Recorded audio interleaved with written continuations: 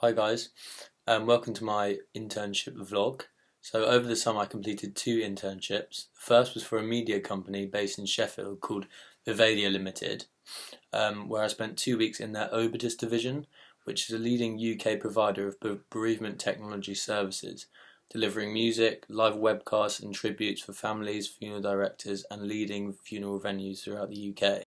I also spent 3 weeks in an international fashion media and PR company called B2B Media, which is based in London. Vivadia Limited is a 5-year-old startup, and during my time there, my roles included physical labour during an office relocation, the sale of old stock on eBay, assisting with the redesign of the Obitus website, client database organisation, and prospecting for new business by contacting potential customers in the form of sales calls. The role that suited me best was the redesign of the Obitus website, as I had previous experience with web design via the QM2 module and the Entrepreneurship module that I did last year. Therefore, I was already familiar with the coding system being used and had a strong contribution to the layout and design of the site. The client database organisation also linked well with the Excel work from the QM2 module of last year, and the less enjoyable task of sales calls connected with the elevator pitches that we had to produce of our own startup ideas in Entrepreneurship Theory and Practice module from last year. The majority of my work at B2B Media was more physical, like packing up old stock, delivering garments to the offices of publications such as GQ and Men's Health, and other general office organisation tasks. However, I also used my Excel skills by photographing and logging all new and old stock into Excel spreadsheets. But my favourite task was using my Photoshop skills to generate background and page layout design ideas for a Men's Health advert for one of B2B's clients, Parajumpers. Right, so now let's talk money.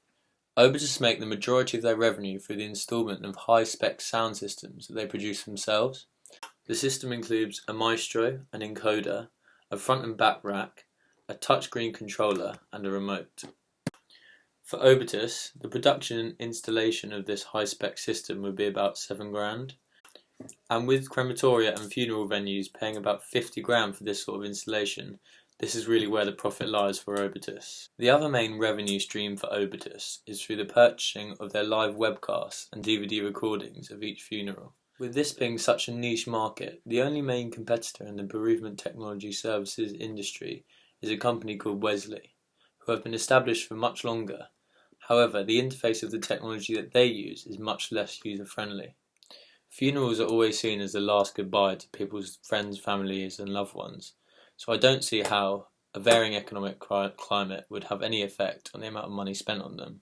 Therefore, I do not think that the profits of Obitus would be greatly damaged if we were to go into another economic recession. Obitus is currently only operating in the UK. This is due to the fact that all their systems have to be serviced every so often, as technical faults may arise. Therefore, it wouldn't be financially viable to have to travel abroad to solve any faults that may occur. On the other hand, B2B Media make all their revenue through contracts with clients.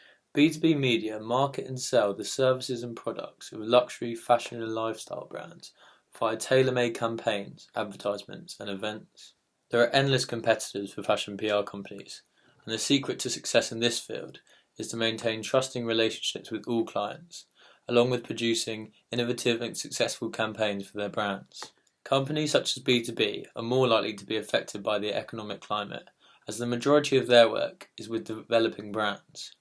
And if clients cannot afford to pay advertising prices in top publications, then B2B will not receive as much business. Obitus had 8 people working in its office, 3 people in its tech team, 3 people in its administration team, the CEO and the office secretary, who would liaise between the CEO and both teams in regular meetings to keep everyone in the office connected. With Obitus, the emphasis was mainly on efficiency, as in this industry, any mistakes would cause added stress for the already bereaved. The most valuable part of the internship experience for me was being able to shadow the CEO of Vivadia. The knowledge that I gained about the challenges and imperatives of running a successful startup was unparalleled, specifically the importance of proactivity. Not only in the entrepreneurial world, but in the world of work in general, as being proactive pleases people, and it is through pleasing people and networking that great opportunities can arise. Thanks for listening to my vlog, I hope you enjoyed it.